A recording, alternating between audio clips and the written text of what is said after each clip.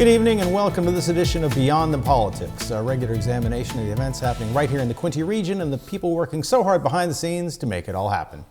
I'm your host, Paul Martin. Joining me, my regular co-host, columnist for the Belleville Intelligencer, Colin Mackay. Thanks, Paul. And speaking of Intelligencer, though in a different role right now. I was just going to say, columnist for the Intelligencer. Wait, where have I heard that before? Interesting. Yeah. And current councillor for Ward 1 City of Belleville, Chris Malette. Pleased to be here. Thank you. So let's jump right into it. Belleville City Council was 2 days ago, the first airing of this show, and certainly there were a few, short meeting, relatively speaking, especially compared to normal. Blessedly so, yeah. But we've had some marathons. Yes, but one thing that no doubt will get the lion's share of the attention for the next couple of weeks is the suggestion of realigning or adding to the ward system here in Belleville. So we can't go into too much of it because a lot of it's still got to be explored and it'll be an opportunity for public feedback. But your first impression, of course, the ward system first came in during amalgamation in the 90s when Thurlow joined with what is now the urban or Ward 1 of Belleville.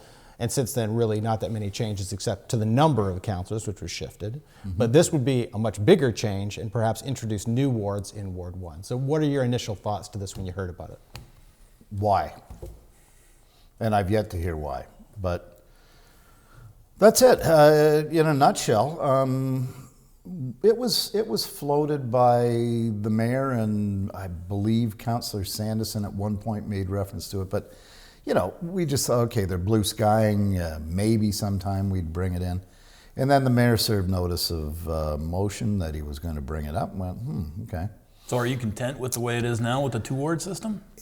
I'd have to say I am because, if there's any question, again, and it goes back to my initial statement is why. Because you guys get around. Mm-hmm. Have you heard? Well, gosh darn it, we need a better representational system of divvying up the pie. Well, the only thing I could think of is something to do with taxation. It could be urban versus rural. From what I'm hearing, just a little bit from what the mayor said in his preamble to his notice of motion, that it is something to do with representation. And again, I have to say why, because so would it split the city in 4 equal sections so you get two well, people from here? I know you don't know. Yeah, and I haven't seen or heard it, but again, it theoretically, and this has come up at council, at a previous council, and I'm going to look into it because through the mists of my previous life when I was City Hall reporter, I even think it predated me. It might have been my predecessor, Bill Whitelaw, who was covering City Hall when it happened the first time.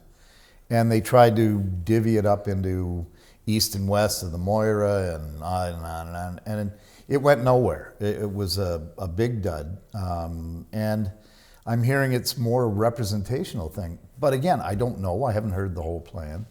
But again, I say why? Because you talk to any councillor, we don't have boundaries as to where we're helping people. Matter of fact, just last week and the week before, I had someone in Foxborough I helped, and I helped somebody out in the farther rural part of Thurlow. I mean, I've had a couple of residents on the west end. They'll call a councillor they're either familiar with or someone they're comfortable dealing with, or they know us, or they feel we're best to represent them on a subject. It's not, where do I live and, I've got to call this councillor because he or she is my ward councillor. That has never come up, and I'm interested to see how or why that should be an issue now, because none of us have seen it as an issue so far. So, well, and one thing and there's two angles to this, and I have a second issue I want to bring up. Yep. But first, what people may not know is that you don't actually have to live in the ward you run in. Right.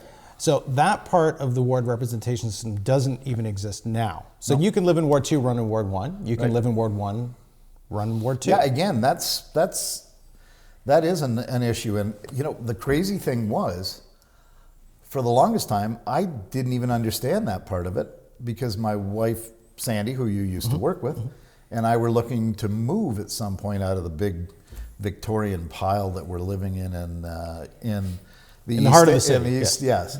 But I thought, well, we can't move out of Ward 1 because I'm a Ward 1 councillor. somebody said to me, no. No. So you looked into it and said, oh, I can move wherever I want, as Now- long as I'm within the boundaries. Exactly. So now I could live in Ward 2 or, and still represent Ward 1, but if I wish. So what about having no wards? This was going to be my second thing, because there was one formal proposal once before, the late great Stu Meeks. Right. One summer Yep. proposed that we eliminate the ward system. This was not that many years after the original amalgamation. Yeah. I think it was about 8-10 years in. So, and that was voted down. Oh, and there was even again,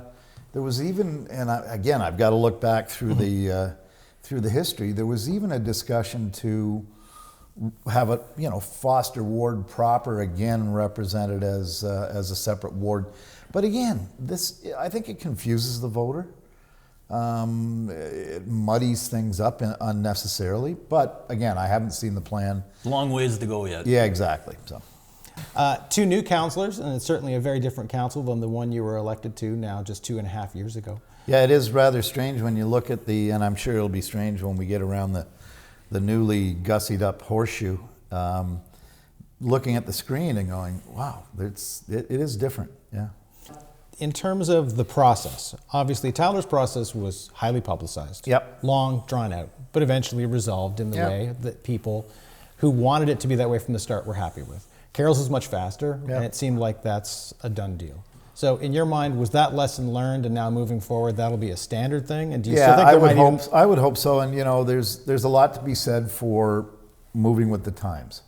And some people criticize, the idea that, well, that was stodgy old conservative Belleville thinking. It's whatever the next in line. But no, that really was accepted as it takes the